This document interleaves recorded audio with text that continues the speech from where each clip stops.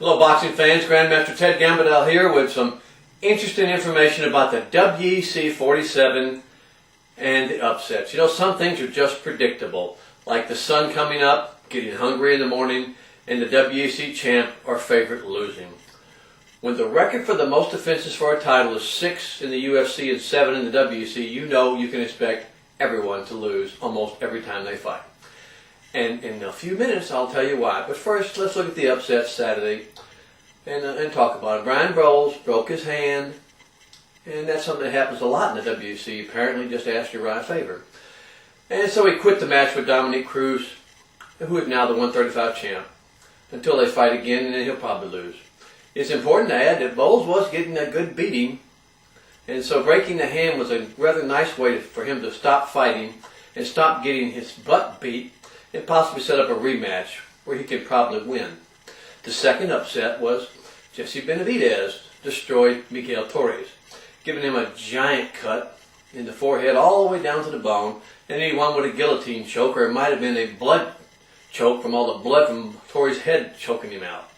Either way, Torres lost again, and that makes 2 big losses for Torres, but don't worry, he'll be back. He's very popular, and he should be back because losing is not important in the UFC. And finally, the third upset, the once great Jens Little Eva Pulver has now managed to lose 7 of his last 8 fights, and yet was the biggest draw in the WEC at last night's fight. Remember when I told you that losing doesn't matter in the WEC? What more proof do you want than Jens Pulver losing every fight and still being one of their biggest draws? This time, Jens says he's really retired, not pretending to retire like he did the last time he retired. We can only hope. He's a nice guy who should move on to another job and become an announcer or a trainer and keep what brain cells he has alive for his family. Now let's talk about why all these upsets happen in the UFC and the WEC. Remember, the record for the most title defenses is co-held by Tito Ortiz and Anderson Silva at 6. 6 title defenses. Manny Pacquiao is fighting in Dallas this weekend. He owns 7 different titles and hasn't lost a fight in 8 years. Floyd Mayweather, his nemesis, has won 40 fights in a row. Rocky Marciano retired an undefeated heavyweight champion with something like 25 fights. Joe Louis defended the title 20 times. Most of the great boxers win and keep winning and defending their title for years and years and years. And that's how you build a great fan base and how you keep the sport growing. And that's why the WEC and the UFC are becoming less fun to watch. They don't have any stars.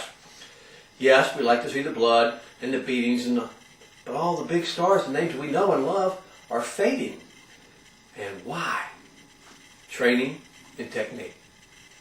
You can only be a dominant athlete if you specialize in your training and in your sport. If you have to learn to be a master of 10 to 20 things, you'll be a master of none. Tiger Woods can't play tennis very well. Doesn't want to. Doesn't have time to between girls and golf. But MMA fighters have to know how to box, wrestle, do ground jiu-jitsu, elbows, kicks, chokes, takedowns, sprawls, arm bars, blocks. It just goes on and on and on. Each of these arts, to do them right and do them great, takes 5 to 10 years to master. And some of these fighters are only 20 years old.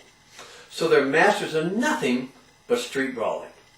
So every time they do something well or something, so they can't do anything really great, they do everything rather poorly or sloppily.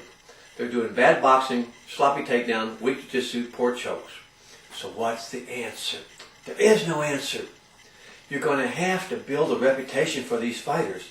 And it's either going to come because they're winning a few fights and losing a lot more, or else they're going to have to change the sport dramatically. You're going to have it where it's more, where you can build a star. Mark Cuban pointed that out. You have to build a star base. You have to build controversy. Why is Brock Lesnar such a big star in the UFC? I bet a lot of you don't know. He's only had 4 fights.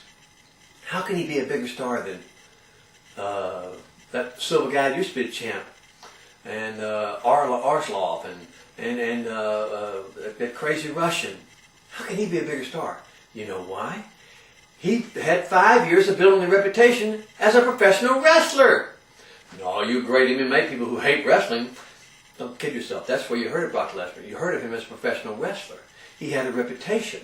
He had an image. He brought a stardom to it because of his wrestling background and his being on television every week for 5 years. Now, if you don't have any stars, why it's not exciting as it used to be in the UFC is the stars are gone. And all the new guys get beat, so they can't build them up. I've got to come up with a new idea and a new plan to make stars and build the stars. And I got the answer. I know how to build a great star base in the UFC and the WEC. But you know what? I'm not going to tell you in this video. You check back and I'll tell you everything you need to know to build a star base in the UFC. This is Grandmaster Gambadella. See you next time.